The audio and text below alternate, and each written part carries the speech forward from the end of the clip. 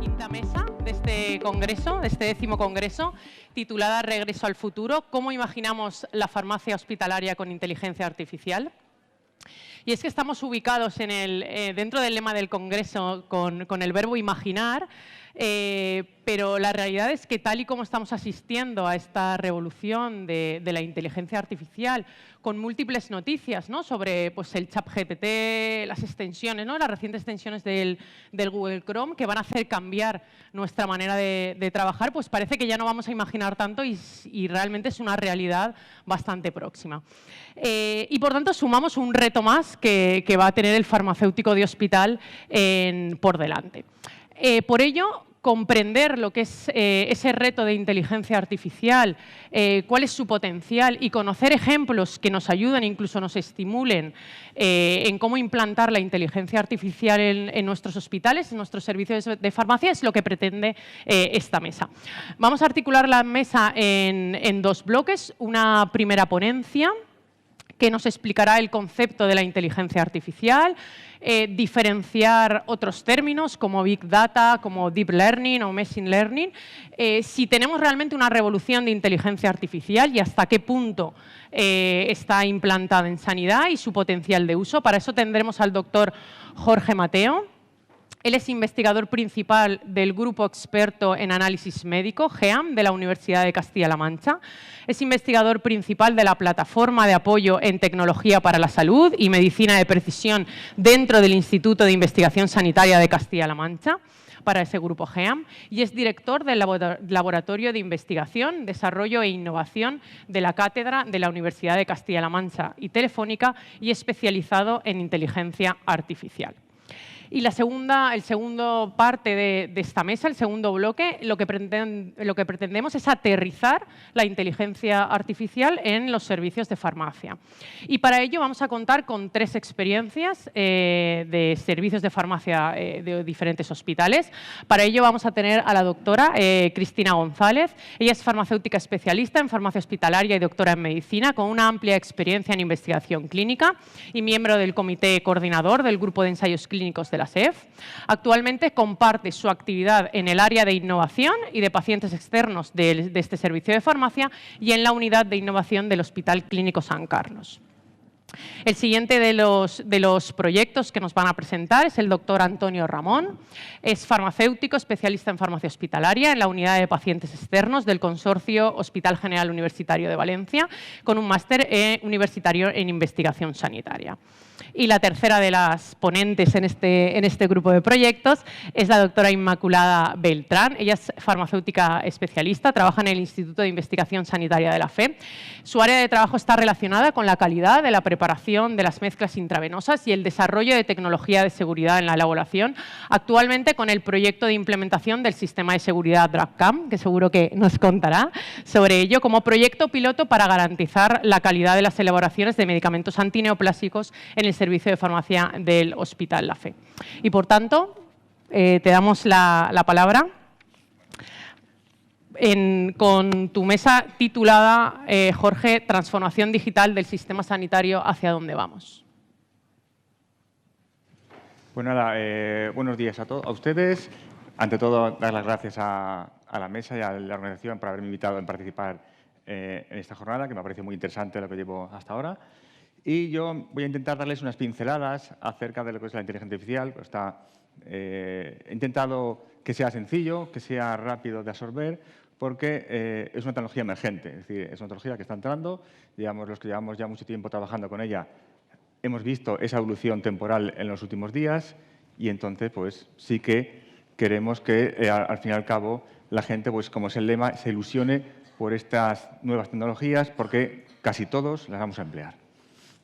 En cuanto a la transformación digital, pues se basa en eso, es decir, esa conexión y esa interoperabilidad de sistemas que vamos a tener. Las transparencias son diferentes porque, claro, se nota que soy de otra área, pero busco esa transformación y esa unión de la interoperabilidad, conexión total de todos los sistemas que tenemos en sanidad. Entonces, eso va a ocurrir. Como antes, la última sesión que he tenido antes, hace un momento, de la telefarmacia, teleasistencia, hay que pensar que vamos a estar totalmente conectados. Y ya existen diferentes áreas y el área de sanidad pues nos está costando un poquito más entrar. Pero no es porque no podamos, sino porque, tema normativo, pues está costando un poquito más entrar en esa integración total de los diferentes sistemas. Aquí les he puesto unos ejemplos de pues, los diferentes sistemas que ya existen funcionando, telemedicina, que ya han hablado también, en el cual pues, tenemos esa capacidad de seguimiento del paciente en remoto y nos permite pues, más o menos hacer un control, por lo menos no lo obligas a ir directamente al hospital y ahorras costes. ¿Vale? Y además, muchas veces con el tema del COVID pues, ha venido bastante bien. Eso está muy desarrollado y pues, se sigue avanzando. Luego también tenemos los datos electrónicos. Esto sí que es un gran avance, y sobre todo para nosotros, es decir, para los ingenieros que estamos trabajando en medicina, porque nos va a permitir que integremos automáticamente ya la inteligencia artificial. Es decir, los datos electrónicos, ese dispositivo electrónico que va a capturar esos datos, me estoy refiriendo a datos numéricos, datos de ecografía, datos de imágenes, datos de resonancia, que van a estar volcados en una base de datos. Esa base de datos va a permitir que nosotros podamos aplicar directamente en esa base de datos esa inteligencia artificial.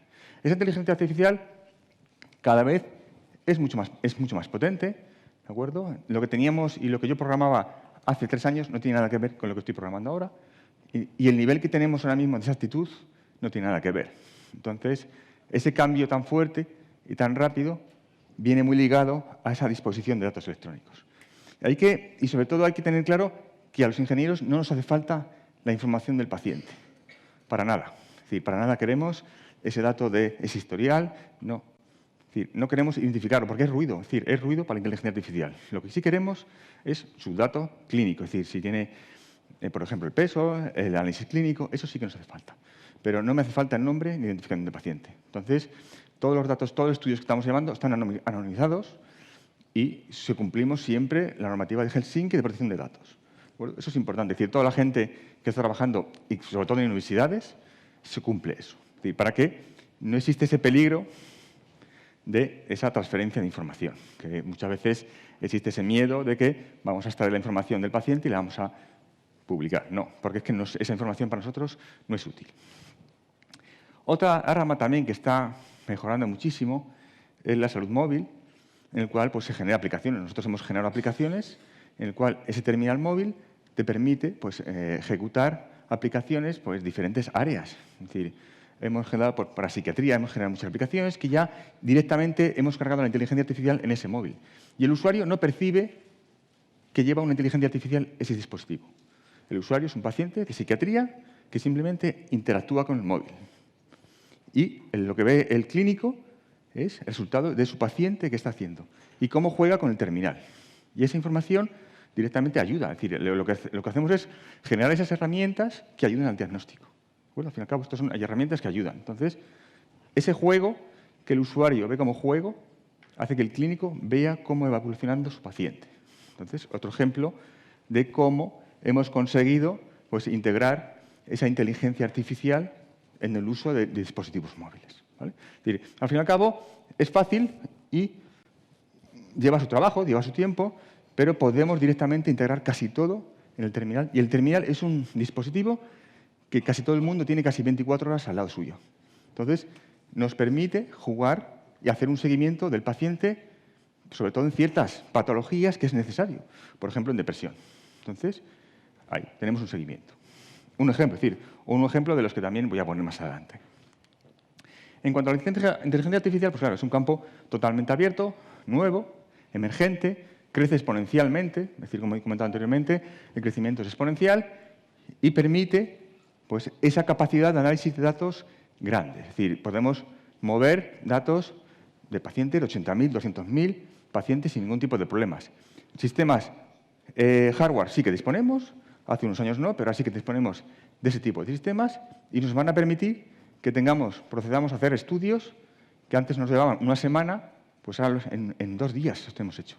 Y en 2 días tenemos ya todo el estudio desarrollado, la aplicación prácticamente generada y los resultados. Al fin y al cabo es una ayuda, es decir, esto es una ayuda al diagnóstico. Es decir, al final pues, promocionamos esos datos de ayuda al diagnóstico que intentan pues, mejorar ese sistema. ¿De acuerdo?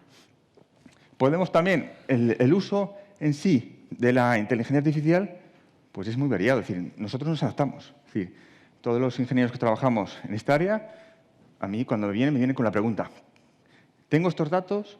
¿Qué problema tengo? ¿Vale? Entonces yo, más o menos, a partir de esa pregunta que nos hacen más o menos el servicio que nos venga, porque es decir, trabajamos con muchos servicios. Entonces, sobre todo con Pilar, pero que trabajamos también con otras áreas en las cuales centramos el objetivo principal que nos marcan. Es importante centrar inicialmente ese objetivo. Si somos capaces de centrar el objetivo, ganaremos en optimización. Pero hay gente que me viene directamente, Jorge, tengo estos datos de pacientes, mira a ver qué puedes hacer. ¿Vale?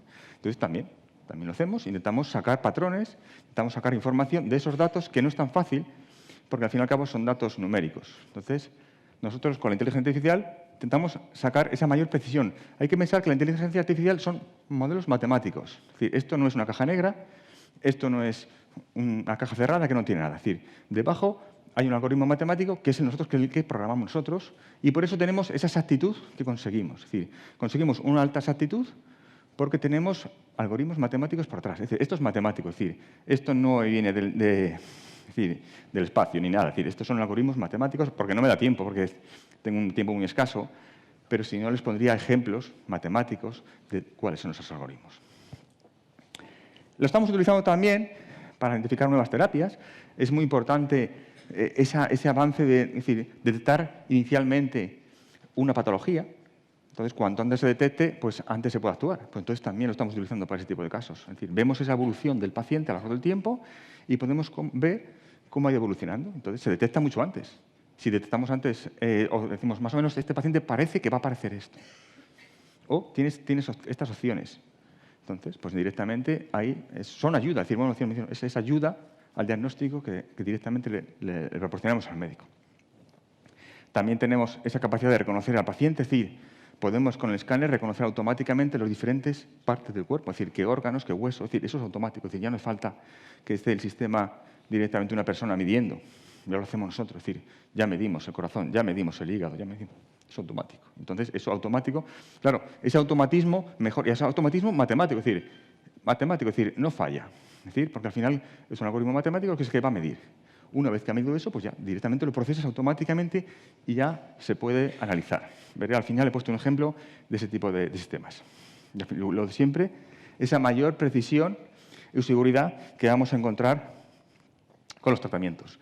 Les voy a contar simplemente ciertas nociones por encima para que, como sé que están leyendo en la prensa información, para que más o menos entiendan a la hora de los diferentes tipos de sistemas. Existen los aprendizajes supervisados, no supervisados y aprendizaje por esfuerzo. Cada uno de ellos pues, busca un objetivo principal. ¿De acuerdo? Entonces, el aprendizaje supervisado es el que utilizamos. Voy a poner un ejemplo para que seguro que me siguen. Es decir, una matriz, ¿vale? En la cual tenemos un objetivo. Es decir, quiero predecir la capacidad de este paciente tenga azúcar, o sea, diabético. Y tengo el historial de sus últimos 10 años. Pues voy a ver si soy capaz de predecirlo. Esto es un algoritmo supervisado.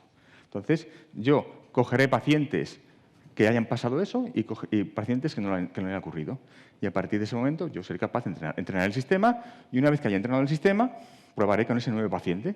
Y al probar con ese nuevo paciente, veré si realmente sale o no sale. Entonces, ese modelo predictivo te va a decir, sí, va a ser diabético. Y a lo mejor se lo averigua con 5 años de antelación. Así. Entonces, esto si lo integramos en sistemas clínicos, hace que, claro, es decir, ese paciente ya sabe que va a ser diabético. ¿De acuerdo? A veces no hace falta saberlo, a veces a lo mejor no quieres saberlo, pero tú clínicamente, con la historial y con los datos previos que tienes, ya lo podrás saber. Este es un tipo de aprendizaje supervisado. Otro tipo es el aprendizaje no supervisado, en el cual pues, no sabemos nada y lo que queremos es esa evolución de pacientes que toman un tratamiento, ver si somos capaces de separarlos en grupos. Entonces, ese clúster que vamos a generar para ver que hay pacientes que, ¿por qué ese paciente tiene el tratamiento y evoluciona de diferente forma que otro? ¿Vale? Entonces, vuelvo a decir lo mismo, es un algoritmo matemático, es decir, no vamos a hacerlo clínicamente. Matemáticamente veremos esas diferencias que existen entre los diferentes pacientes. Y una vez que seamos capaces de sacar esas diferencias entre pacientes, pues el siguiente paciente diremos, no, este paciente pertenece al grupo 3, este paciente pertenece al grupo 4 o al grupo 2. Entonces, eso directamente pues, aparecerá esa información y el clínico sabrá, no, vale, este paciente es de este sistema. Y ayudará sobre todo, pues, a su tratamiento. Luego tenemos el aprendizaje por refuerzo, en el cual le vamos a ir poco a poco entrenando a hacer diferentes cosas, automatismos. Es decir, ¿por qué no podemos entrenar diferentes partes que se ocurren en el hospital diariamente? Claro que sí. ¿Vale? Entonces, esto es como un perro que tú poco a poco le vas enseñando. Le vas a ir poco a poco enseñando y al final aprenderá a hacerlo. Y lo hace muy bien. Este se ha utilizado sobre todo para sintetizar moléculas. Entonces, de 5 o 6 años que estaba el estudio, se ha rebajado a 6 meses. Porque se ha visto que había una relación entre moléculas y se ha aumentado esa capacidad de unir y de reducir los tiempos. Es decir, estamos hablando de que muchas veces reducimos considerablemente el tiempo. Esto se está utilizando y también lo podemos utilizar. Este es el proceso, inicialmente, que llevamos para realizar el aprendizaje, en el cual por lo principal es marcar este objetivo. Es decir, tenemos un objetivo, marcamos este objetivo y vamos preparando los datos. Es importante preparar esos datos. Inicialmente, cuando nos llegan los datos, muchas veces nos llegan datos en bruto, que nos conocemos, entonces los vamos ajustando, procesando, construimos los diferentes modelos de inteligencia artificial dependiendo del sistema. Tenemos un montón, programas todos. Hay que tener en cuenta que nosotros cada 6 meses actualizamos todos los modelos para que vean la capacidad, es decir, lo rápido que va. Es decir, a los 6 meses nos caduca el modelo. Entonces, tenemos que estar constantemente revisando y actualizando todos los sistemas operativos para que se nos caducan. Es decir, el que no esté totalmente actualizado sabe que el que esté programando una cosa hace un año está antigua. Entonces, por eso vamos muy deprisa. Evaluamos ese modelo y luego ya procedemos a ese despliegue que en sanidad cuesta mucho más, pero que en otros sectores, como ha comentado antes Elena, pues sí que desplegamos más rápido. Es decir, estamos integrando directamente el sistema en las diferentes empresas. En cuanto a la preparación de los datos, pues esto es importante. Es decir, tenemos esa escala de datos, pues yo voy a ir poco a poco procesándolos, mejorándolos. Cuanto mejor yo optimice esos datos, más rápido es el proceso. ¿Que no lo hago? No pasa nada, ya lo hará el ingeniero, pero lo va a hacer bien. Si se lo damos más procesados, pues mejor. Es decir, esto es un ejemplo, por ejemplo, el peso. El peso de una persona, hay gente que me lo ha pasado con 6 decimales. ¿Es relevante? Pues no. Es decir, con un decimal a lo mejor ya vale. Es decir, pero claro, y lo pones así, es decir, y simplemente porque a lo mejor la herramienta que lo calcula te lo saca de 6 decimales. ¿Vale? Pues es un ejemplo de ese filtrado rápido. O a veces te lo pasan un 99, que es un 0. ¿Vale? Entonces, son sistemas automáticos. Claro, cuanto eso mejor nos venga a nosotros, más rápido vamos. Pero al final, es decir, el punto es el final. Vamos a conseguir, al final, esa fase de modelado que optimiza el sistema, que va a permitir directamente esa realización de inteligencia artificial. Y luego, además, la selección de características. Es decir, podemos seleccionar las características. Es decir, esos 40, 50 o 60 variables que tiene el sistema, no hace falta que las seleccione el clínico ni el farmacéutico. Ya lo hacemos nosotros. Nosotros ya sabemos qué variables vamos a elegir. Matemáticamente, hacemos análisis. Es decir, por eso nos interesa, cuando estamos programando inteligencia artificial, todos los datos. Es decir, por eso esa es la gran capacidad que tiene la inteligencia artificial. Absorbe todo. ¿De acuerdo? No se va directamente en uno o dos. ¿Vale? Por eso nosotros, cuando siempre hablamos con cualquier facultativo, le pedimos que nos dé toda la base de datos entera, no filtres. Ya lo haremos nosotros. Y esto, al final, pues lo utilizamos en estos diferentes tipos de sistemas. ¿Vale? Estamos utilizándolo, pues, tanto Machine Learning, Deep Learning, las redes neuronales que intentan imitar el comportamiento humano. ¿De acuerdo? Al final, tú quieres generar ese tipo de personas. Y luego los sistemas expertos, que lo que intentan es simular el comportamiento de una persona. ¿Vale? Entonces, también existen, ¿vale? Y también lo estamos trabajando, en el cual pues, tú emulas. ¿Esto qué significa? Automatismo. Es decir, estamos en todas las áreas. Es decir, prácticamente no nos escapa ni una área de trabajo de la inteligencia artificial. Simplemente es focalizar qué queremos utilizar. Me he centrado en las 2 primeras porque yo creo que les suena más. Se les suenan a las 2 primeras y son las que más se están utilizando. Entonces, el Machine Learning es esa capacidad de analizar datos numéricamente. ¿De acuerdo? Estamos hablando de datos de hojas de SPS o de matrices. Estamos hablando de una matriz. ¿De acuerdo? Entonces, vamos a tener esa matriz de resultados y pues, vamos a tener que buscar en esos datos información de predictores. ¿Qué predictores? No sé, por ejemplo, hemos utilizado con Antonio predictores de mortalidad de COVID. Entonces, hemos buscado esos predictores y hemos sacado esa capacidad de predecir esa capacidad. Eso es. Entonces, vamos a sacar esos patrones de esa información, que no es fácil, porque a lo mejor son 200 variables y una persona 200 variables por 500 pacientes o 300 pacientes, eso no lo ve. Yo tampoco lo veo. Tiene que ser una herramienta matemática que lo haga. Que a lo mejor lo dejamos 2 días o 3 días haciéndolo. Es decir, esto no piensen que es instantáneo. Es decir, hay que dejarlo. ¿De acuerdo? Y eso poco a poco se va optimizando el sistema. Y con eso, pues podemos prácticamente, pues con esos datos históricos, cuanto más datos, mejor, siempre y cuando sean diferentes. No hace falta que tengamos 50.000. A lo mejor con 200 tenemos la muestra correcta. Es decir, lo importante es que sea balanceada, es decir, que tengamos de los diferentes tipos más o menos la misma porcentaje. Aquí pueden ver un ejemplo en el cual pues, hemos sacado ese modelo predictivo y aquí hemos sacado el peso de esas variables. Y esto es la información que le interesa al clínico o cualquier tipo de sistema sanitario porque sabe qué variables son las más importantes en esa predicción. Y ya sabe que esas variables hay que fijarse. Y con eso pues, obtenemos esa predicción. Y aquí más o menos pueden ver pues, el sistema. Es decir, tenemos esa base de datos que nosotros vamos entrenando. Una parte de esa base de datos la vamos a utilizar para entrenamiento y otra la vamos a utilizar para test. Es decir, los datos que utilizamos para entrenamiento no tienen nada que ver con los datos que utilizamos para test. Son totalmente diferentes. ¿De acuerdo? Eso siempre se separa. Y siempre se va a iterar y remostrear, ¿vale? Para evitar que la base de datos aprenda, es decir, memorice. Es decir, no nos interesa una persona que sea capaz de memorizar. Porque te puede memorizar un libro entero de filosofía, pero eso no. Es decir, la inteligencia artificial no se basa en memorizar, se basa en generalizar. La capacidad que tiene de generalizar, de cuando tú creas un sistema, esa nueva entrada va a ser capaz de producir una buena salida. Entonces, estos son los sistemas que estamos creando. En cuanto al Deep Learning, el Deep Learning todavía es pues, diferente, en este caso es una estructura multicapa. Tenemos diferentes capas interconectadas y nos permite absorber información. Estamos hablando de directamente imágenes, ¿vale? Una ecografía, una imagen de cualquier sentido, ¿vale? Y lo que vamos a sacar es la información total de ese paciente. ¿De acuerdo? Entonces, está claro, aquí sí que hay ciertos dilemas y problemas acerca de, claro, si extraemos la información nosotros clínicamente del ecógrafo o de la resonancia magnética o de la radiografía, pues sí, sale, ¿vale? Y sale bien. Y encima sale bien.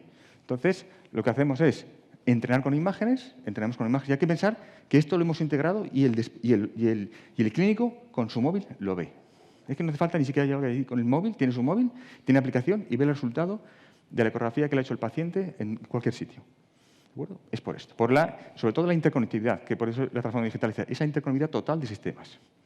Y esto lo que van a hacer es, pues eso, a partir de imágenes, obtener información que no hace falta que nadie vaya directamente a medir con ciertas medidas directamente porque ya lo sacamos nosotros. Eso lo vamos a sacar. ¿De acuerdo? Entonces, eso pues mejora sobre todo esa ayuda al diagnóstico, es decir, porque es matemático, es decir, te va a sacar si tiene el corazón tanto de la aorta mide tanto, te lo va a sacar y te lo va a sacar bien. ¿Vale? Y sobre todo esa automatización del sistema, es decir, el sistema va a ser automático. Bueno, entonces, ese automatismo pues, va a hacer que generalmente pues, sea, al fin y al cabo, la calidad es mucho mejor. Aquí he puesto un ejemplo en el cual pues, tenemos una imagen de ecografía, ¿vale? Y nosotros vamos captando esa información. Y aquí igual, captamos directamente esa imagen del pulmón y vamos separando directamente si tiene o no tiene problemas. Y eso es automático, y eso lo hacemos automático. Una vez que está ejecutado, el usuario va a ver directamente, o el clínico que lo utilice, va a ver sí o no. Y esto ya está funcionando. Es decir, esto no es imaginación, esto ya funciona. ¿De acuerdo? Entonces, esto pues, todavía pues, se puede seguir entrenando y mejorando. Y lo bueno es esa capacidad de reentrenamiento. Entonces, ¿qué futuro tenemos a este tipo de sistemas? Y sobre todo de integración. Es decir, esa capacidad que tenemos de que esto mejore. Esto es como he comentado anteriormente a una persona, es decir, esto es un tren de alta velocidad. Es decir, o nos podemos subir o no nos podemos subir, pero el tren pasa. Es decir, el tren pasa. Los ingenieros estamos desarrollando esto, todos los ingenieros, y funciona muy bien. El sistema sanitario, si se quiere unir, se unirá. Porque claro, nosotros estamos en decir, como ha dicho antes Elena, yo transfiero a la empresa privada y funciona. Y la empresa privada no me dice no, me dice sí y ya está. Y a los meses ya lo tiene instalado y funcionando. Entonces, hay que pues, acelerar un poquitín esa normativa porque si no lo desarrollamos nosotros, si no lo desarrolla Europa, lo hará otro continente porque se está desarrollando. Sobre todo por eso he comentado aquí la normativa. Esa normativa, pues hay que más o menos que sea más ágil, sobre todo que sea más ágil. Estos algoritmos son precisos, lo que pasa es que es importante quién controla a los ingenieros que están diseñando esos algoritmos. Entonces, ahí, sobre todo, las universidades tienen cierto comité ético. Entonces, claro, hay que vigilar, claro, eso es verdad, que dónde se están generando esos algoritmos, porque igual que son muy potentes, también pueden ser muy potentes para otros tipos de sistemas. Entonces, y esa fiabilidad que da la universidad, pues la universidad, al fin y al cabo, pues tiene esos comités éticos de desarrollo de la información. seguridad de información y también formación. Es decir, es muy complicado, ¿de acuerdo?, explicar esto en los poco tiempo que tengo yo, pero formación. Es necesario formación en los centros de salud, en los centros sanitarios, para que más o menos entiendan un poquitín cómo funciona. Es decir, a mí en 20 minutos no me da tiempo. Llevo yo más de 15 años con esto, entonces es el tiempo que se tarda en formar a la gente. ¿De acuerdo? Aquí he puesto simplemente artículos que tenemos con el grupo mixto que llamamos con Pilar, que estamos investigando en esos tipos de aplicaciones, para que vean que esto es real, es decir, son reales, es decir, esto no viene para... es una imaginación que aparece en el periódico, esto es real, ¿de acuerdo? Y real y va muy deprisa, ¿de acuerdo? Los 2 primeros han sido con el hospital y los 2 segundos han sido con la Universidad de Harvard, que hemos también publicado, y con una base internacional, para que vean que encima se hace en España, es decir, no hay que irse fuera. Es decir, en España, si somos capaces de correr con la legislación, pues seremos punteros en esta materia. Y para terminar, el análisis DAFO que he comentado acerca de esas oportunidades y debilidades que tiene este sistema. Las primeras, sobre todo las debilidades, está claro, la falta de inversión. Es decir, si no invertimos en desarrollo de esta tecnología, nos quedamos obsoletos. Y si nos quedamos obsoletos, entonces nos quedamos como África. Pero como África en meses y en años. Es decir, no pensemos que, no, de aquí a 5 años, no, esto de aquí a 5 años ya está instalado en todos los sistemas operativos. Y el que no lo haya instalado, pues ha quedado obsoleto. Y si no, pues pagamos. Y si no, pues nos tocará pagar la patente porque no hemos sido capaces de hacerlo. Teniendo capacidad, ahora mismo, España de hacerlo. Pero falta esa inversión. El tiempo de desarrollo tampoco es nulo. Limitaciones, ahora mismo limitación de tecnología, los hardware que tenemos, sobre todo, y las oportunidades que más o menos desarrollan. Pues esa mejora de la atención médica, esa mayor eficiencia, esa reducción de costo, porque claro, al fin y al cabo vas a reducir. Y ese capital humano que también pasa a ver cómo pues, hay ciertos automatismos que también van entrando. Y nada, muchas gracias por su atención, no tengo más tiempo. Entonces, cualquier cuestión, pues... Bueno, lo hablamos luego. Muchas gracias. Gracias. Muchas gracias, Jorge, por la presentación. Cristina. Cristina nos va a contar su experiencia dentro del área de innovación a través de 2 proyectos, ¿verdad, Cristina? Sí. Bueno, lo primero, pues muchas gracias a todos los asistentes por acudir, al comité organizador y al comité científico. Creo que una charla sobre transformación digital a esta hora dice mucho de una sociedad científica, entonces, bueno, enhorabuena. Y gracias por permitirnos compartir desde Madrid los proyectos que estamos llevando a cabo en el Hospital Clínico San Carlos. Aquí tenéis algunos reflejados y de ellos voy a explicar un par, pero haciendo un poco paralelismo con el título de la charla. Vamos a hacer los trailers, porque en 10 minutos tampoco me va a dar mucho tiempo a más, pero por supuesto estamos abiertos a seguir ampliando el compartir. El primero va a hablar sobre telefarmacia, Isabel, o entrega informada de medicación. Pero bueno, es la excusa para explicar la herramienta, ¿vale? O sea que, como ya hemos hablado antes mucho de telefarmacia, si queréis en eso, no entramos. Y luego el segundo vamos a hablar de, cómo no, el ChatGPT y cómo lo hemos aplicado en nuestro medio. Entonces, vamos ya con el primero, que tenía como objetivo desarrollar un cuadro de mandos para analizar, para visualizar y analizar indicadores de actividad de telefarmacia, ¿no? en nuestro servicio de farmacia. Esto lo hicimos gracias a que teníamos un banco de datos clínicos. No sé si habéis oído hablar de los Data Lake, que es que metemos un montón de datos de diferentes orígenes, todos juntos, y de ahí entresacamos lo que vamos necesitando. Bueno, pues nuestra base de datos clínica de nuestro hospital, del hospital, que lo llevaron a cabo desde la unidad de innovación del hospital, se llama BDClin y tiene tanto datos administrativos como de variables clínicas de los pacientes, así como de actividades del propio hospital. Y nada, tenéis la información más ampliada, ya digo, en el paper que aparece ahí, pero vamos a ver un poco las highlights. Bueno, supongo que como os pasaría a vosotros también al principio, partimos de una base de datos en un Excel y esto, por supuesto, pues, tenía unas ciertas limitaciones intrínsecas dadas bueno, las características, ¿no? En primer lugar, bueno, pues la explotación de datos era inviable con la infraestructura y los recursos de que disponíamos. No sé vosotros aquí, pero nosotros abrir un Excel con 8.000 líneas, te puedes comer un bocadillo mientras, porque eso no tarda muchísimo.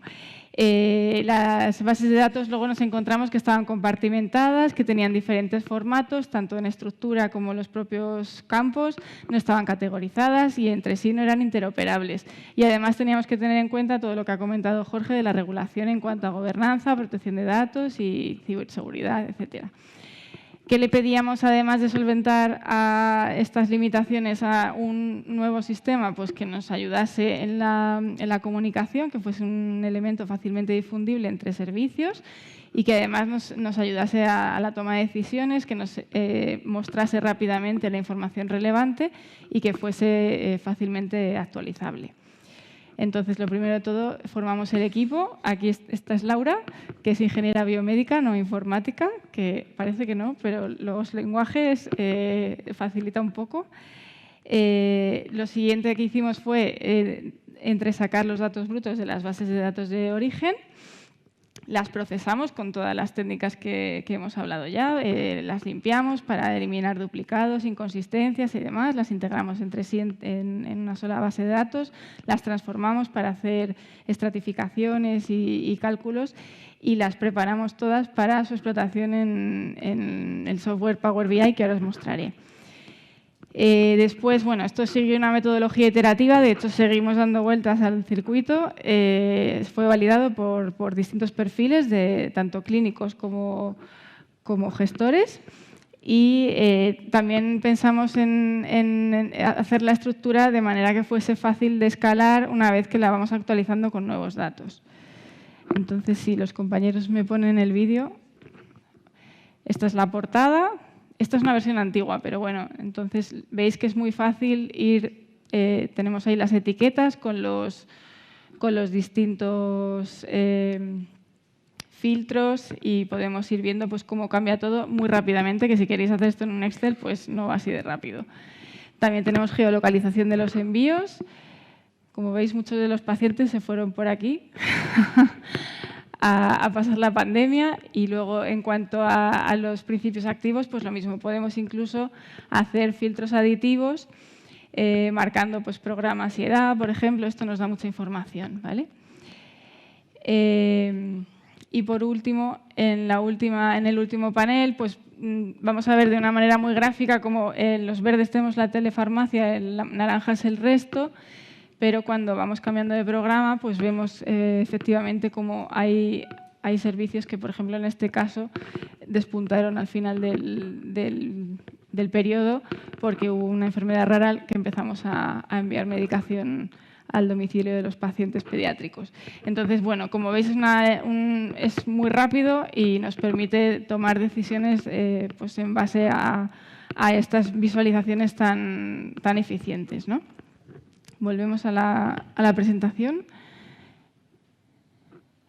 y vamos con el segundo proyecto que os quería compartir.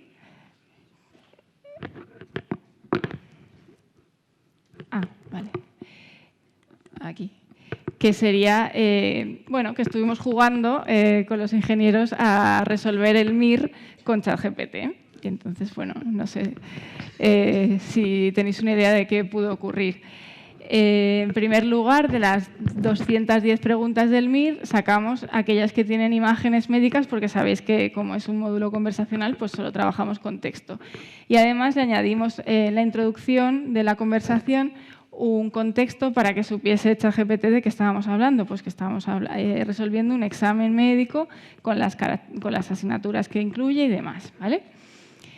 El MIR lo resolvimos con 3 métodos. El primero, seleccionamos aleatoriamente 50 preguntas de estas que habíamos incluido Y nada, lo hicimos mediante introducción manual en su interfaz de manera continua en una misma conversación. Que quien lo habéis utilizado sabréis que esto lo haces el sábado por la mañana o no hay manera que hacerlo de manera continua. El segundo método que utilizamos, esto ya es de pago, luego hablaré de esto, consistió en que OpenAI, que es la empresa que ha desarrollado el ChatGPT, tiene una interfaz de programación de aplicaciones, que es lo que se llama API, que te automatiza ciertas funciones, ¿no? Entonces, lo que hicimos fue meter todas las preguntas del MIR incluidas en un Excel con sus respuestas. Este Excel se lo mandamos a la API, a la interfaz de programación de aplicaciones. Él, a su vez, lo envía al servidor y recoge las respuestas y ya nos da el resultado. Y el tercer método fue con procesamiento de lenguaje natural, que hicimos, está basado en el método anterior, solo que el Excel, en vez de incluir también las respuestas, no las incluía, solo incluía la pregunta. ChatGPT responde y mediante la similaridad de las cadenas de texto, elige cuál es la respuesta que más se parece de las 4 propuestas en el examen a la que ha respondido ChatGPT. Y estos son los porcentajes de respuesta. No le dijimos a ChatGPT que podía no responder porque ya se complicaba un poco, pero como veis, entre un 47 y un 58% de respuestas acertadas. No sé si el ChatGPT estaría haciendo dermatología en la FE, yo creo que no. Y para acabar con el DAFO, como mi compañero, pues nada, como debilidades, se ha comentado un poco la formación, pero ya no la formación en sí, sino qué formación y hasta dónde. O sea, yo quiero formarme para saber de qué estamos hablando, o quiero formarme para co-crear, o quiero formarme para desarrollar este tipo de nuevas tecnologías, ¿no? ¿Cuál es la velocidad de procesamiento a la que estamos dispuestos a soportar? Porque hay análisis de estos que nos llevan horas. Es verdad que a lo mejor nos llevaban días, pero bueno, que hay cosas que todavía están en ello. La obsolescencia. A nosotros nos ocurrió que días después de haber terminado de resolver el FIR salió el GPT-4. Pues claro, igual si lo hacemos otra vez nos saldrían otros resultados. Muy importante, las fuentes de origen no sabemos si pueden estar siendo erróneas o incluso faltantes. Entonces, ojo con esto, que es una de nuestras principales debilidades, pero es verdad que tenemos las técnicas de preprocesamiento que he comentado para paliarlo en lo posible y luego los algoritmos que también hemos comentado. En cuanto a las amenazas, también se han comentado varias. Yo me quedo sobre todo con la gobernanza. Nos ha supuesto bastantes problemas con el comité ético y mucha negociación con otros servicios del hospital para el Data Lake. Y la granularidad, esto significa cuánto de fino puedo llegar al análisis. Es decir, si yo llega un momento que empiezo a meter filtros y filtros, podría identificar únicamente un paciente y a lo mejor eso va en contra de la protección de datos. Entonces, ojo con esto. Con el tema del freemium, pues sabéis que hay ciertas funciones que sí que son gratuitas, pero otras que ya son de pago. Entonces, esto, bueno, no sabemos si en un tiempo será todo de pago. ¿Quién está dispuesto a pagar por eso? Eso generará diferencias.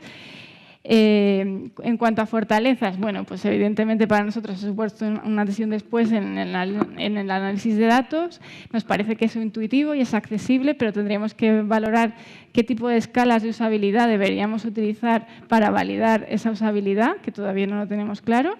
Nos parece que es muy visual, pero al ser tan personalizable, mi inquietud principal es, ¿sabemos hacer las preguntas a estos paneles para realmente ver qué es lo que nos puede responder? ¿Sabemos hacer bien las preguntas a ChatGPT? Esto es una cosa que deberíamos darle una vuelta.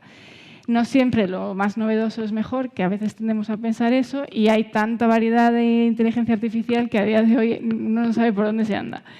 Y en cuanto a las oportunidades, pues por supuesto, formar parte de los equipos interdisciplinares, pero ¿hasta qué punto? ¿Cuál es el rol? Sin meterme en intrusismo profesional. Están los sistemas sanitarios dispuestos a invertir en esto para que sean aplicaciones corporativas. Como si no vamos a hacer la transformación digital de nuestros sistemas sanitarios si no es a través de este tipo de tecnologías. Si nos puede ayudar a hacer tareas repetitivas, nos va a repercutir en nuestra eficiencia y probablemente también en nuestra satisfacción profesional. Por ejemplo, para recoger todos los datos de PREOs, PREs, hacer patient journeys, etcétera. Todo esto nos puede ayudar mucho porque si no, no tenemos personal para hacer PREOs de todas las patologías que abarcamos. Y por último, una reflexión, quizá algún día tengamos informáticos, ¿no? Modelos o personas que sean duales, que sean mixtos farmacéuticos e informáticos, ¿no? Hasta que eso llegue, como en estas imágenes generadas también por inteligencia artificial, aunque tengan 6 dedos en cada mano, de momento nos tendremos que quedar con los equipos multidisciplinares. Muchas gracias.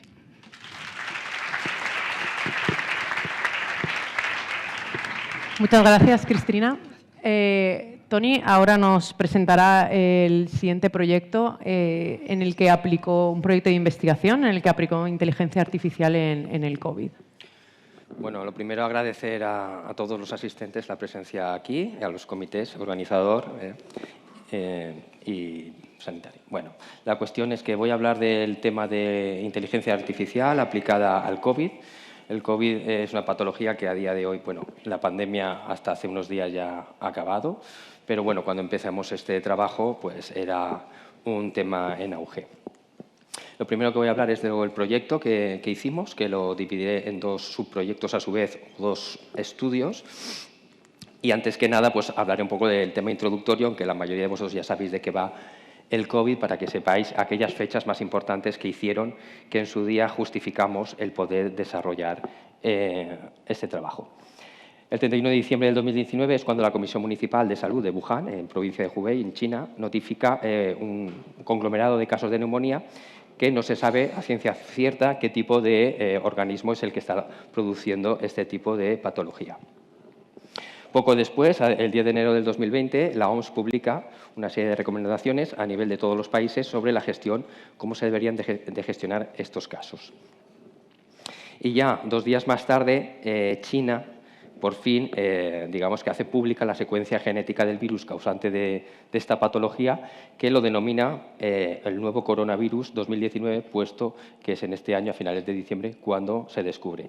Se trata de una enfermedad respiratoria muy infecciosa, con una alta mortalidad, causada por el coronavirus 2 del síndrome respiratorio agudo grave, porque ya en su día hubo una epidemia en el 2003 de síndrome respiratorio agudo grave.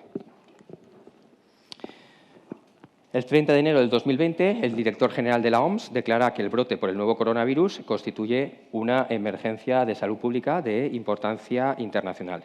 Es la 5ª vez desde que se creó el Registro Internacional Sanitario en el 2005 que se publica, que se decreta la emergencia de salud pública por una enfermedad de tipo infeccioso. Anteriormente, tanto el MERS como el SARS fueron 2 epidemias que también fueron brotes y se declararon como emergencia de salud pública de importancia internacional. Y ya el 11 de marzo del 2020, como todos sabemos, la OMS declara el COVID como pandemia, al haber más de 110.000 casos en más de 100 países y más de 4.000 muertes. Y recientemente, lo que estaba diciendo al principio, el 5 de mayo de este año, pues la OMS confirma que el COVID ya no constituye una emergencia de salud pública de importancia internacional. El COVID ahora, pues es como cualquier otra patología, es estacionaria, está establecida, se va a quedar con nosotros el tiempo que sea y de momento pues eso va a ser persistente. La justificación de poder hacer este trabajo con inteligencia artificial, lo que hicimos en un principio es ver en la literatura científica lo que había escrito sobre la inteligencia artificial, técnicas de inteligencia artificial aplicada a esta patología. Estamos hablando de principios del 2020 y ya habían varios artículos que hablaban de la utilización de diferentes aplicaciones de inteligencia artificial en el COVID. En detección de brotes, en la propagación del virus, en epidemiología, predicción de tasas de incidencia, diagnóstico, predicción de gravedad, mortalidad, complicaciones y en el descubrimiento, porque también se utiliza la inteligencia artificial para descubrimiento o readaptación de fármacos y vacunas. Nosotros, de todo lo que estaba publicado, vimos que quizá lo más importante y de lo que menos había era del tema de la predicción de gravedad y mortalidad. Por lo tanto, el subproyecto primero o el estudio primero, hicimos un estudio sobre factores predictivos de mortalidad en pacientes con COVID, del cual finalmente publicamos en una revista de alto impacto el artículo.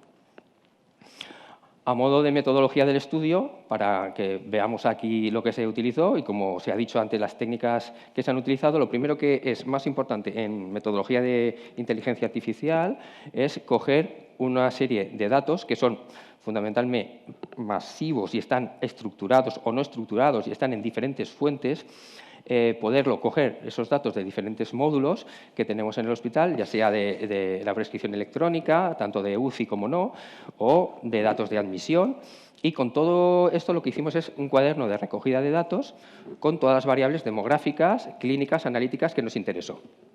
Cogimos más de 40 variables diferentes y hicimos este estudio. Ya habíamos recogido, cuando empezó el COVID, la mayoría de hospitales ya teníamos recogido datos, luego fue un estudio retrospectivo, observacional.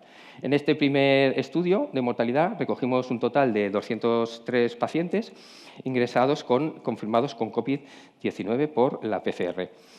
Como veis, es la primera ola del brote cuando se recogen estos datos, del 15 de marzo al 15 de junio. Se pasó por el Comité Ético de Investigación con Medicamentos y, después de tener toda esta serie de datos, se hizo lo que es el desarrollo del modelo. ¿Qué modelo nos daba el poder tener pacientes con un mayor o con un menor riesgo de mortalidad por COVID? Utilizamos un software, se utiliza un software, que es en este caso el MATLAB, y de todos los algoritmos implementados, aquel que nos dio un mayor rendimiento fue el XGB. Todos los algoritmos se tienen que entrenar, como ha dicho Jorge, y se tienen que validar, y aquel que nos da un mayor, digamos, es más robusto o es más escalable y nos da un rendimiento mejor, es el que realmente, finalmente, seleccionamos. Estos son resultados. Vemos que de todos los 5 métodos que se compararon, analizaron e implementaron, las métricas que dieron un mayor valor, que son la precisión, son métricas que se suelen utilizar en los algoritmos, la precisión, la especificidad, la precisión equilibrada, etcétera, pues fue el método XGB. Estas son las gráficas, que como vemos también, que el método XGB de todos aquellos son los que da las métricas más elevadas, por encima del 90%. Y esto es otra métrica que se utiliza mucho en los algoritmos, que es la curva ROC. A mayor curva, entre sensibilidad y especificidad, nos da digamos que el rendimiento del algoritmo es el mayor, el que más se acerca, digamos, a la realidad de los valores. Esto es el gráfico de radar, tanto de entrenamiento a la izquierda como de validación en la práctica, y tanto uno como otro, pues lo mismo. Nos da unas métricas mayores, tanto para el método XGB como a diferencia del resto de métodos. Y como resultados de este primer estudio, obtuvimos, una vez desarrollado el modelo XGB, unos predictores, unas variables finales, y dentro de los predictores de mayor peso de mortalidad, pues fueron 9 biomarcadores analíticos, fueron la PCR, la procalcitonina, las transaminasas neutrófilos, el dímero D, la creatinina, el ácido láctico y la ferritina. Todos fueron importantes para predecir mortalidad. La edad avanzada fue la variable demográfica que nos dio con mayor peso variable de mortalidad, el shock séptico y los días de ventilación no invasiva. De no saber tomar decisiones, pues con el modelo lo que se hizo, y después de desarrollar el modelo, pudimos tomar ya las decisiones para poder encaminar y saber qué pacientes tienen mayor riesgo o menor riesgo de mortalidad. Y esto se puede extrapolar y con esto lo que se puede hacer es la implementación de protocolos, guías clínicas o incluso guías de práctica clínica. Y por ende, al final, pues tener una medicina personalizada. Luego, el segundo estudio, que también se publicó en otra revista, en este caso ya no era mortalidad, sino era ver los factores que se asociaban, digamos, a mayor o menor eficacia del uso de un tratamiento como el tocilizumab en pacientes de COVID. En este caso, el paciente ya era un paciente más grave Igual que antes, la metodología fue muy similar. En este caso se recogieron menos pacientes porque había menos pacientes graves con unas condiciones muy exclusivas y unos criterios para la administración del fármaco, del tocilizumab, que eran muy exhaustivas. Y en este caso también el estudio pues, se hizo entre la primera y la segunda ola del COVID. En este caso, el método, igualmente como en el anterior, que obtuvo unas métricas mejores, fue el método XGB. Y con esto, pues también tuvimos aquellos pacientes en tratamiento con el tocilizumab que tuvieron un mayor riesgo de mortalidad o estancia hospitalaria por COVID grave de aquellos que tenían, digamos, un menor riesgo de mortalidad y estancia hospitalaria como variables finales por pacientes con COVID grave. Estos son los resultados como antes. Sigue siendo el método XGB el que obtiene los resultados más altos. La curva ROC también se puede ver como el método tiene la mayor área de todos los métodos, los algoritmos, que en todos los casos son algoritmos supervisados. Y estos son los gráficos de radar.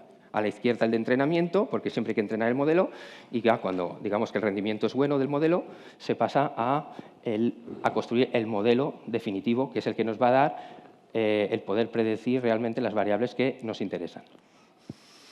Y como en el anterior estudio, pues habían, tanto para mortalidad como resultado final, como estancia hospitalaria, una serie de parámetros que son los que nos indicaban los que tenían, pues eso, eran parámetros tanto analíticos, la situación basal con ventilación mecánica al principio, tanto en mortalidad como en estancia hospitalaria, lo que nos hacían que tuviésemos, pues eso, poder predecir aquellos factores asociados a una baja eficacia del tocilizumab. ¿Qué variables, digamos, que predecían que el tocilizumab no fuera bueno para este tipo de pacientes? En cuanto a la tecnología aplicada, este es ya se ha explicado un poco, pero bueno, siempre se utiliza el descubrimiento de conocimiento en las bases de datos, se seleccionan los datos, es muy importante siempre seleccionar los datos, hacer un preprocesamiento es muy importante porque si no tenemos una buena calidad y quitamos aquellos datos ruidosos, nulos o que no interesan, pues los resultados no van a ser buenos. Los datos también se deberían de normalizar, balancear, como han dicho antes, y hay diferentes algoritmos, sobre todo no supervisados, que hacen esta etapa de preprocesamiento. Finalmente está la etapa de minería de datos, que se llama data mining, que es lo que hace es recoger los patrones que digamos de los datos para poder tener finalmente las variables objetivos, dependiente o clasificatorias. Y con eso podemos saber las variables digamos, que predicen el resultado final. Cada algoritmo pues, tiene que ajustarse con una serie de parámetros y para eso también hay que ver el rendimiento de los algoritmos. ¿Y cómo? Pues con las métricas. Las métricas que más se utilizan en los algoritmos supervisados, bueno, en general, son precisión, especificidad, sensibilidad, etc. Y para mejorar el rendimiento o el entrenamiento de los modelos, se utilizan tres técnicas, que es la validación cruzada, la optimización de los parámetros de los algoritmos o bien las métricas que se utilizan para analizar y comparar algoritmos.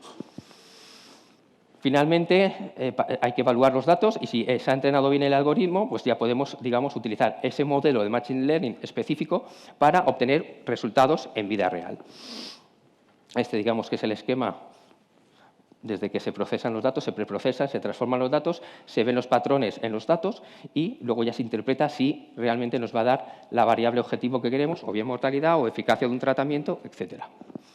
Esto sería un modo de resumen, los pasos de un proyecto para construir un modelo de Machine Learning, datos, construir, entrenar el modelo, evaluarlo si funciona y ya predecir, inferir los resultados. Y ya para acabar un poco, el análisis DAFO, pues como han dicho un poco todos, dentro de las fortalezas, pues bueno, con el uso de estas técnicas se puede automatizar los procesos, transformación digital, para tener al final lo que queremos, pues una sanidad innovadora, que es lo que queremos. ¿Qué se te puede hacer también? Pues una fortaleza sería pues lo que he dicho antes, protocolos clínicos, vías clínicas, guías de práctica clínica. Es una tecnología, entre comillas, fácil de implementar, una formación asequible según el nivel que queremos obtener y dentro de las debilidades pues hay una inseguridad, falta de privacidad. Las máquinas adquieren derechos, hay que tomar decisiones y los usuarios que crean estos algoritmos pues deberían de tomar unas decisiones para que no se utilice en su contra los gobiernos, las empresas, etcétera.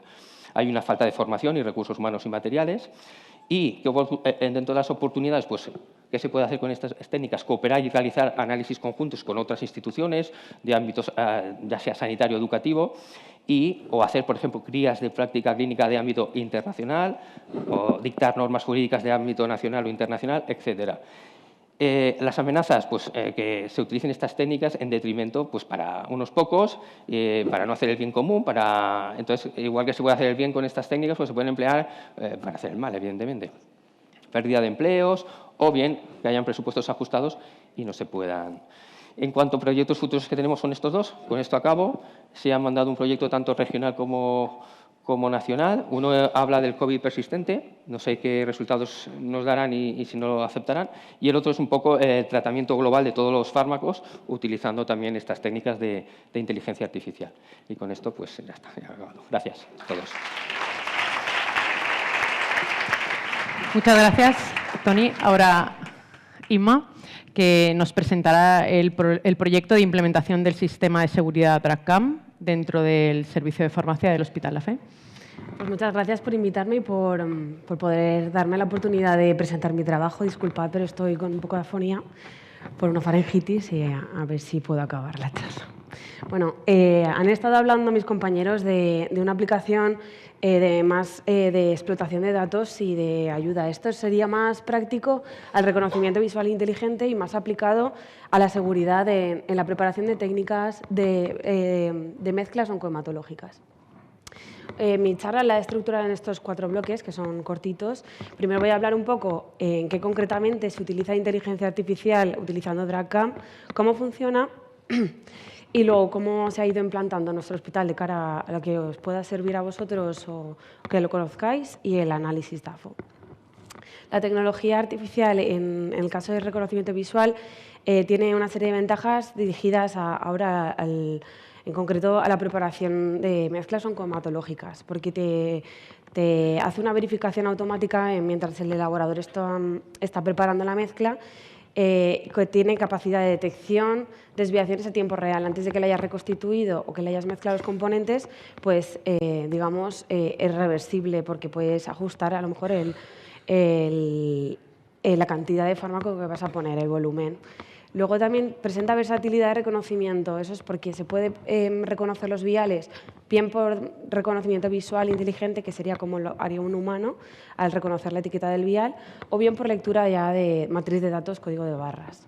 Y luego la posibilidad de televalidación es una ventaja que también me parece bastante importante porque la parte de validación técnica puedes realizarla con un doble chequeo por una segunda persona de forma muy completa porque te aporta la trazabilidad completa de la preparación al tener toda la parte de imágenes y vídeos guardados archivados por preparación. En concreto, DRAGCAM reconoce la etiqueta de los viales y los volúmenes de las jeringas. Ahora hablamos más concretamente. ¿Cómo reconoce los viales? Pues bien, este es el módulo ASIST, que es el que estaría utilizando la enfermera en la elaboración, en la que ya te dice, enséñame el vial correspondiente a nelarabina. Entonces, cuando tú se lo muestras, previamente has hecho un videograbación del etiquetado y ya está en su base de datos y está vinculado a esa presentación de nelarabina. En cuanto el sistema reconoce que tiene una semejanza suficiente como para reconocer que se trata de ese vial, te hace el check verde y pasa a la siguiente acción de la preparación. Para esto, ¿qué hemos hecho? Creado una base de datos donde está el ID del vial y luego el número de aprendizaje, que no sé si se ve de ahí, que es el número asignado a cada vídeo que hemos ido grabando de los viales, del etiquetado. Entonces, por lo tanto, habrá viales, todos los viales tienen su vídeo de aprendizajes de la etiqueta. Y además podemos añadir en el GTIN, aquí podemos meter lo que sería la lectura del código de barras o data matrix. Se puede hacer reconocimiento por los dos. Sería más completo leerlo con un data matrix porque entonces te va a registrar también, queda registrada la trazabilidad, el lote y la caducidad. Pero para los viales que no se dispone en base primario, código de barras o data matrix, pues el reconocimiento se puede hacer por imagen. En el caso de las etiquetas de las jeringas, el reconocimiento se hace igual. Previamente hemos mandado al laboratorio creador de esta tecnología todas las jeringas de las diferentes marcas y volúmenes para que ellos hagan una regresión de cada una de ellas. Entonces, si aquí ya me indica que es para reconocer la jeringa de 20 mililitros, me dice, muéstrame 3 mililitros. En cuanto le muestro la jeringa y me reconoce como correcto esos 3 mililitros, me deja avanzar a la siguiente fase de la preparación. Aquí dependemos un poco de la empresa externa porque es la que hace toda esta regresión de las jeringas para que luego el reconocimiento sea correcto. Nosotros tenemos posibilidad de activar o desactivar, de que nos pueda ofrecer el sistema utilizar una jeringa de Quasil o una de Luerloc en función de lo que utilicemos en cada centro. ¿Cómo funciona DRAGCAM? Pues para tener una idea, nosotros utilizamos el programa de prescripción electrónica Farmis Oncofar. Cuando la preparación pasa a estado en preparación de la columna de Farmis, se vuelca toda la información de la preparación a un servidor. Ese servidor capta, DRAGCAM capta los datos de cada preparación y los transforma en órdenes de preparación y dentro de cada preparación te pone como la acción de preparación. Enséñame el vial, ahora enséñame el vehículo de administración, ahora la dosis de X mililitros.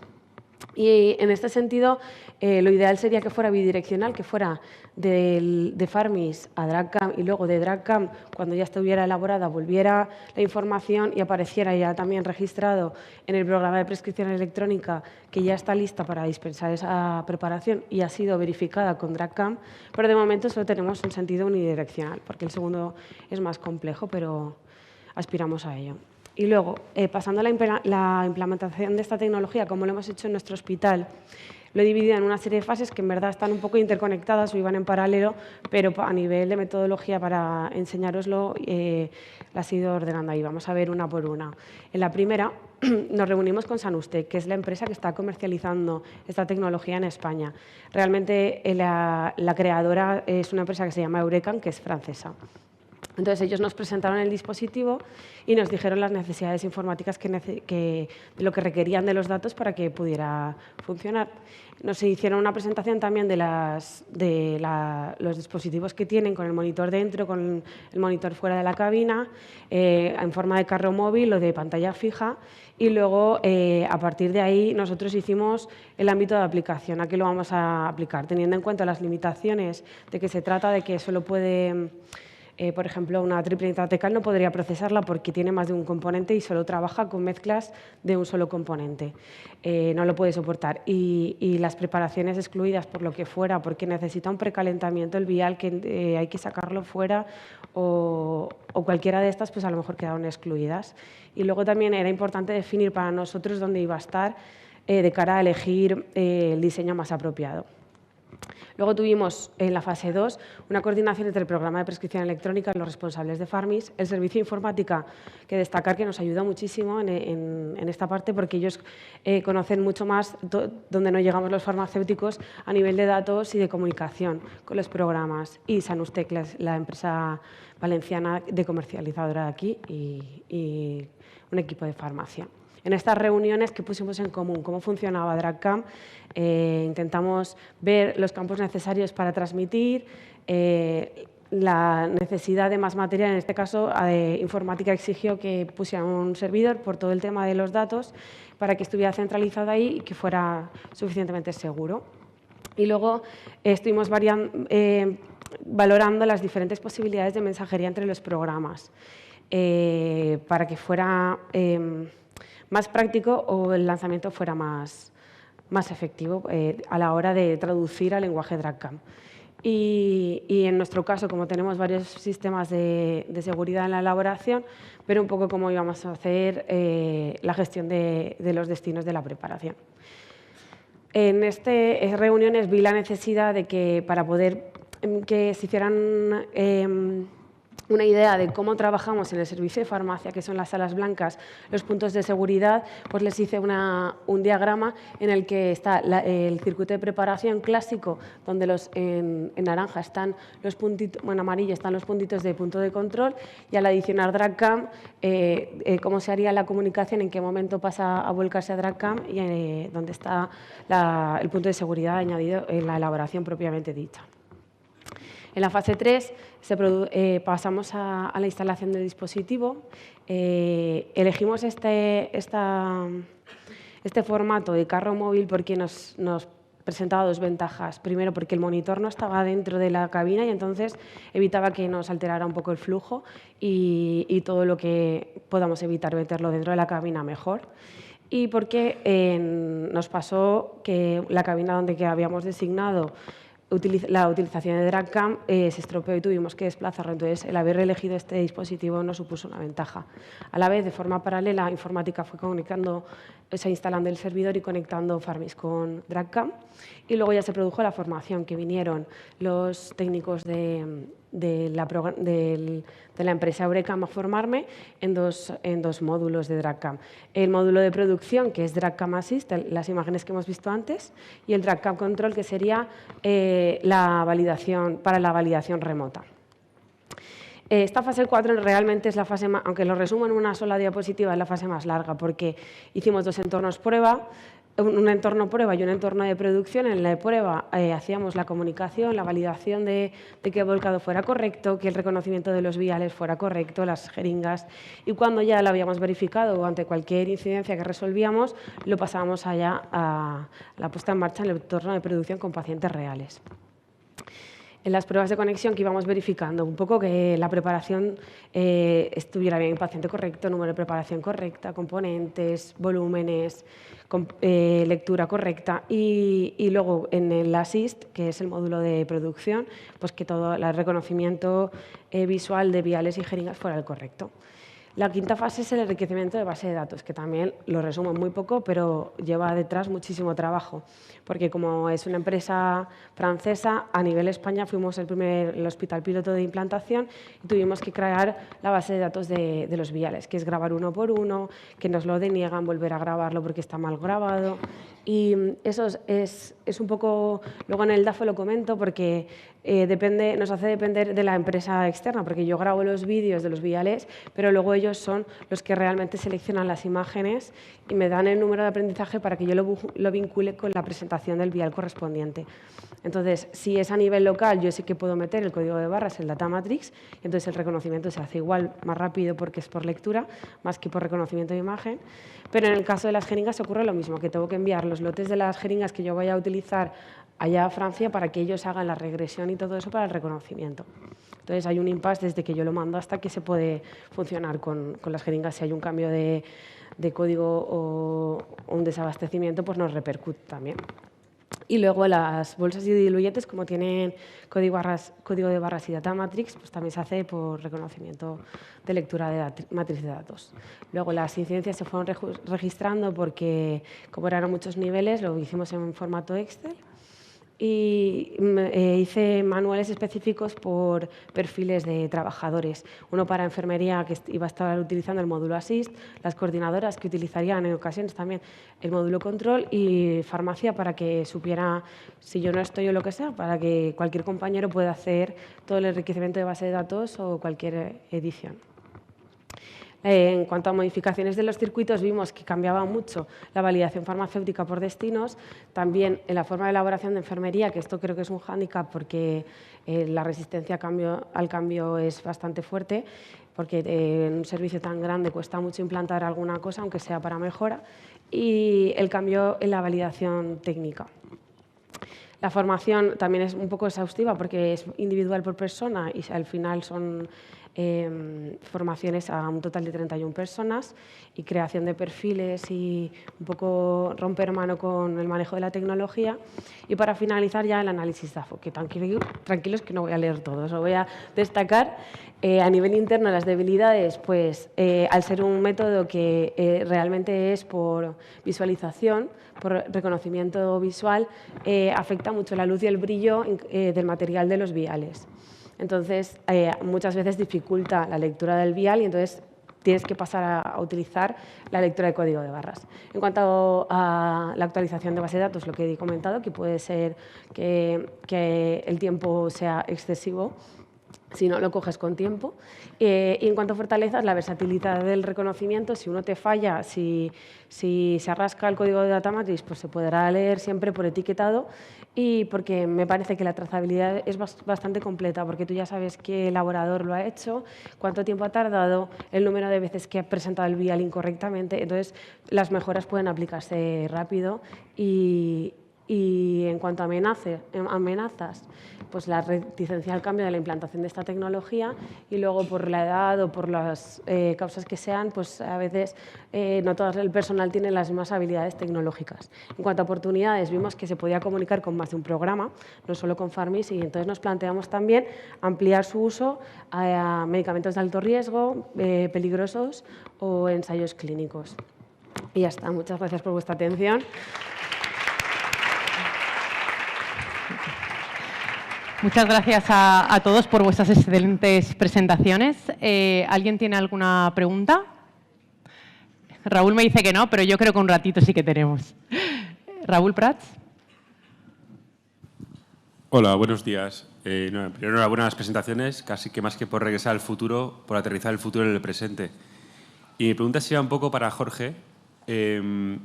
Has comentado antes que si España no invierte o Europa no cambia la legislación, en los próximos 5 años nos podemos encontrar con que tengamos que pagar por las patentes, ¿no? Entonces, mi pregunta es, ¿se puede patentar la inteligencia artificial? ¿Los algoritmos, los datos, qué se puede patentar? Sí, se puede patentar. Se puede patentar el algoritmo matemático, ¿de acuerdo? Está claro que una vez que hayas entrado en el sistema, eso, al fin y al cabo, son unas líneas de código y lo que vas a patentar son esas líneas de código. Bueno, entonces, y como va tan rápido, que o lo hacemos nosotros o lo hace otro continente. Entonces, esa es la imagen que quiero transmitir. Es decir, esto no es que lo queramos hacer más tarde o no nos guste. Es decir, se va a hacer. Es decir, automáticamente, es decir, cada vez va a haber un automatismo mayor. Se va a integrar, porque se va a integrar en todos los dispositivos, hasta nuestro propio móvil va a tener inteligencia artificial que nos va a permitir conectarnos con el sistema. Entonces, ¿sanidad? ¿La área de sanidad se va a quedar fuera, descolgada? No, se va a integrar. Es decir, el problema es que cuanto más tardemos o se tarde en legislar, pues entrará más tarde y al final nos tocará pagar, no en sí la patente del código, sino directamente un equipo que venga, por ejemplo, fabricado en China, vendrá cerrado y dirá, aquí aprietas el botón y te sale esto. Y ya está. Y tú comprarás el equipo. Y el equipo te lo hace todo. Completo. Entonces, eso es lo que hay que evitar. Es decir, hay que evitar que Europa pierda ese ritmo. Ya lo sabe la Comisión Europea, porque ya está legislando para que podamos avanzar y sacar, está creando esas guías de inteligencia artificial para que se pueda avanzar. Es decir, para nosotros, para los ingenieros que estamos en inteligencia artificial, no nos hace falta información clínica. Es decir, es que se está... que tiene información clínica, información sensible. No. Es decir, para mí, esa imagen del ecógrafo son unos y ceros. Y mi servidor, que está protegido en una universidad con un centro de cálculo que lo protege muy bien, no tiene acceso prácticamente nadie más que yo, es unos y ceros. Y si guardo 1000 imágenes, son unos y ceros. Entonces, al final, no hay información sensible en sí. ¿De acuerdo? Porque esa información sensible no me llega, es decir, a nosotros no nos llega. Por eso pasa a un comité ético en el hospital, que el comité del hospital anonimiza todos los datos. Y sobre todo, es muy importante, y hablé el lunes también en otra conferencia en Madrid, en el cual o corremos o nos vemos en 5 años como África, porque es que esto va muy deprisa. Así de claro. Y que estabas mencionando el tema de la calidad de los datos, porque al final hablamos de algoritmos matemáticos. Me gustaría preguntaros qué tipo de datos habéis encontrado, ¿no? Porque a veces nos damos la sensación que realmente tenemos una pobre calidad de los datos. No sé si vosotros que habéis aterrizado, ¿no?, en la farmacia hospitalaria y en la inteligencia artificial, Cristina. Bueno, en el caso del proyecto de telefarmacia, eran datos que estábamos metiendo a mano al principio. Entonces, claro, tú imagínate, es que ni las provincias, porque tú puedes poner Lérida, puedes poner Lleida. Es que ni eso. O sea, es que es un nivel de... bueno, aquello fue un poco desastroso. Y en el caso del proyecto de ChatGPT, luego después lo hemos repetido con el FIR, así que no lo hagáis porque está pendiente de publicar, pero... Y como ya lo hemos estado toqueteando con GPT-4, ahí te da las fuentes de origen. Incluso hay otras aplicaciones que te dan las fuentes de origen. Y muchas veces la fuente de origen es Wikipedia. Claro, entonces... No hay más preguntas. Está claro. Y, Toni, ¿tú has tenido problemas en el tema de la calidad de los datos? A ver, los datos los sacamos de diferentes fuentes, como he dicho. Entonces, todo esto hay que preprocesarlo, hay que transformar los datos para que el algoritmo en sí pueda leer y tener unos datos de calidad, porque si en una primera fase no tienes datos de calidad, el resultado final no va a ser de calidad, entonces no tiene tampoco sentido. Hay algoritmos supervisados, sobre todo no supervisados, que hacen este procesamiento de datos para finalmente tener los datos que son los que se van a meter en el algoritmo final, ya, primero entrenándolo y luego ya validándolo para tener finalmente los datos de calidad, que es lo que queremos tener. Enrique.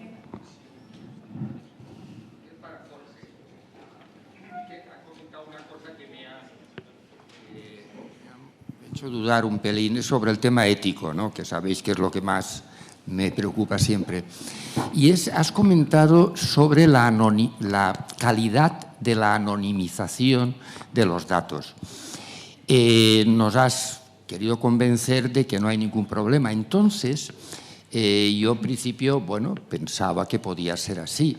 Si eso es así, el problema que surgió, por ejemplo, en el Hospital Clínico de Barcelona, en el cual, bueno, ya sabéis, ¿no? Se robaron los datos y tal, y ahí sí que tenían datos que podían, de hecho parece ser que sí que los desagregaron y tenían datos de pacientes. Entonces, yo no estoy, no quiero, tú sabes muchísimo más de esto, pero yo también es cierto que llevo muchos años metiendo caña y metiendo bastante miedo a nivel hospitalario y tal sobre esa facilidad y sobre todo que la inteligencia artificial en este momento nos procura, y tú también lo has dicho con el tema, lo has dicho tú, ¿no? El tema del granulado, sí. Con el tema del granulado, o sea, bueno, es que podemos llegar del polvo al gránulo, ¿no? Entonces, ¿puedes un poco quitarnos, o sea, convencernos más de lo que has dicho? Sí, sobre Gracias, todo, perdonad. Sí, no pasa nada. Sobre todo es el miedo, es decir, está claro, yo he hablado con muchos clínicos y sector sanitario y el miedo a los datos, es decir, ese miedo a los datos, es decir, lo importante es que tengan en cuenta que para la inteligencia artificial esos datos son anónimos, es decir, es clínicamente, es decir, lo puedes hacer bien o lo puedes hacer mal, es decir, está claro que a mí me llegan los datos anónimos, a todo el mundo que trabaja con inteligencia artificial le llegan los datos anónimos. ¿Quién ha guardado esos datos con nombre? Eso ya es personal, es personal, es decir, eso es el personal, es decir, ¿quién ha grabado esos datos con nombre? Eso es ya el camino, el protocolo, pues no se ha cumplido, pero... Esa base de datos que tiene esos datos para después incluso en un momento determinado identificarlos, ese camino tiene que ser, hay que hacer lo imposible que sea un camino de no retorno, que aquí te tienen que llevar siempre los... Que no haya retorno. A mí no me hace falta identificar al paciente. No, a ti no. A mí no me hace falta. Está claro. Y además, yo los datos ahora mismo que los tengo guardados, tenemos en servidores, pero altamente protegidos, con encriptación y dentro de un centro de cálculo. Es decir, que no es fácil entrar a esos datos. Es decir, y aún así, el que entre no va a encontrar nada porque no hay. Es decir, eso no me llega. Es decir, y ya procuro yo, cuando me los envían, decirle, ni me envíes el registro del paciente, ni nombre y apellidos, ni número de teléfono, cero. Un número 1, 2, 3, 4 y 5 que corresponde a cómo se ha ordenado de uno arriba. Así. Pero tienes que tener la seguridad de que él, claro, en su base por de eso, datos, no, la tuya es claro, sí. Por eso es la es suya. Es la van a coger la tuya, pero que es lo que ha pasado en el clínico. Sí, la culpa no la tienen los informáticos. El tema es que han cogido de los informáticos y han cogido las bases originarias. Eso claro. Es, el protocolo de transmisión, es decir, el protocolo Eso, el protocolo que existe de cómo van a estructurarlo, y ahí por eso es muy importante esa tecnología electrónica que he comentado antes de datos electrónicos. Si los datos son electrónicos, directamente lo que hace el ingeniero es volcar X datos de la base de datos, pero no hace falta alguien intermedio, que ese intermedio es que muchas veces pues, pasa eso, es decir, que alguien intermedio, pues a lo mejor por desconocimiento, es decir, no creo que lo hiciese con mala intención, pero lo volcaría sin darse cuenta y volcó enteramente la información. Si yo tengo un registro electrónico que me permite entrar en esa base de datos de forma automática, con un centro seguro de datos, que son las universidades, que tenemos alta protección de descarga de información, y encima luego lo protejo, ahí no hay problema. Es decir, y hay que perder ese miedo de que van a entrar porque no va a existir, es decir, se va a integrar. Y lo bueno es que se integre. En el momento que tengamos esa integración de los datos del hospital con los datos de la universidad o los datos de investigadores, no va a haber ese paso. Porque no va a haber acceso. Es decir, cuando yo intente entrar esos datos, es que no voy a poder acceder. Esa es la solución. Bueno, nos hemos quedado sin tiempo, así que daros las gracias a todos por vuestras presentaciones y cerrar la mesa planteando que esto es un reto tremendamente innovador y que todos los avances que estamos viendo ya en otras áreas también va a llegar a la nuestra, así que la incorporación de este tipo de tecnología de inteligencia artificial ya no va a ser simplemente un objetivo, sino probablemente sea nuestra oportunidad y una necesidad para los servicios de farmacia en un tiempo relativamente corto. Así que muchas gracias.